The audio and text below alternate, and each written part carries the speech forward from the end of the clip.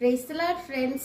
நம்ம என்னாலும் நினைக்கிற ஒரு காரியம், ஏன் கடவுள் என் லைஃப்பில் இதெல்லாம் அனுமதிச்சாங்க, இவ்வளோ கஷ்டம் ஏன் வந்துச்சு, நான் விரும்பாத காரியம் ஏன் நடந்துச்சு, அவர் ஏன் எனக்கு இந்த மாதிரிலாம் செஞ்சார் அப்படின்னு சொல்லிட்டு. ஆனால் எல்லா கஷ்டத்தையும் அதிகமாக உணர்ந்த யோபு சொல்கிறாங்க.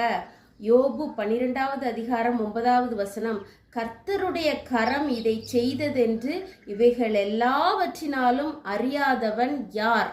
ஆமா ஃப்ரெண்ட்ஸ், என்ன ஒரு காரியம் நடந்தாலும் அது கர்த்தர் அனுமதிச்சனால தான் நடந்துச்சு.